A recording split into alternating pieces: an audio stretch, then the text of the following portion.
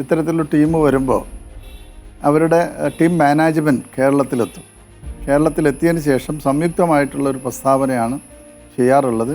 അതാണ് കരാർ വ്യവസ്ഥ. അപ്പോൾ അതുമായി ബന്ധപ്പെട്ട് അതിനു വേണ്ടിയിട്ടാണ് നമ്മളിപ്പോൾ കാത്തു നിൽക്കുന്നത്.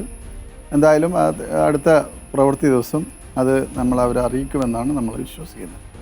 അതിനുശേഷം നമുക്ക് എല്ലാവരും ചോദിക്കുന്നത് കളി എവിടെയായിരിക്കും, കാര്യവട്ടത്തായിരിക്കുമോ കൊച്ചിയിലായിരിക്കുമോ എന്നുള്ളതാണ്. അപ്പോൾ നമ്മുടെ സന്നാഹങ്ങൾ അതിനായി യുദ്ധകാലാടിസ്ഥാനത്തിൽ നമുക്ക് ഒരുക്കേണ്ടതുണ്ടല്ലോ. മഴയൊക്കെ ഒന്ന് മാറി നിൽക്കുകയാണ്. അപ്പോൾ അങ്ങനെയുള്ള പ്രവൃത്തികളിലേക്കൊക്കെ നമ്മൾ കടക്കുന്നത് തിങ്കളാഴ്ചയ്ക്ക് ശേഷമായിരിക്കുമോ? ഇപ്പോൾ ഈ ഒരു കളിയുമായി ബന്ധപ്പെട്ട് 2 സ്ഥലങ്ങൾ ആണ് നമുക്കുള്ളത്. ഒന്ന് കൊച്ചിയും മറ്റൊന്ന് തിരുവനന്തപുരമാണ്. തിരുവനന്തപുരം സ്റ്റേഡിയത്തിലുള്ള പരിശോധന ഇപ്പോൾ തന്നെ കായിക വകുപ്പ് പൂർത്തീകരിച്ചിട്ടുണ്ട്, എഞ്ചിനീയറിംഗ് ഡിപ്പാർട്ട്മെൻറ്റ്. മറ്റൊന്ന് GCTയുടെ സ്റ്റേഡിയം, ജവഹർലാൽ നെഹ്റു സ്റ്റേഡിയവുമായി ബന്ധപ്പെട്ടുള്ള ചർച്ചകൾ, അതിലെന്തെല്ലാം സൗകര്യങ്ങൾ ഒരുക്കേണ്ടതുണ്ടെന്നുള്ളത് ചന്ദ്രൻപിള്ള അതിൻ്റെ ചെയർമാനുമായി തന്നെ നമ്മൾ സംസാരിച്ച് കഴിഞ്ഞതാണ്. അപ്പോൾ അത്തരം കാര്യങ്ങളിലൊന്നും ബുദ്ധിമുട്ടുണ്ടാവില്ല. സർക്കാർ ഇത്തരത്തിലുള്ള അടിസ്ഥാന സൗകര്യങ്ങൾ ഒരുക്കുന്നതിൽ സർക്കാരാണ് ചെയ്യേണ്ടത്.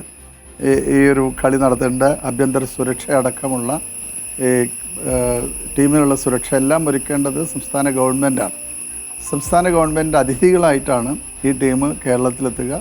അപ്പോൾ ആ രീതിയിൽ തന്നെ അതിനെ ഏറ്റെടുത്ത് നടത്താൻ സംസ്ഥാന ഗവൺമെൻറ് നടപടികൾ തുടങ്ങിയിട്ടുണ്ട്.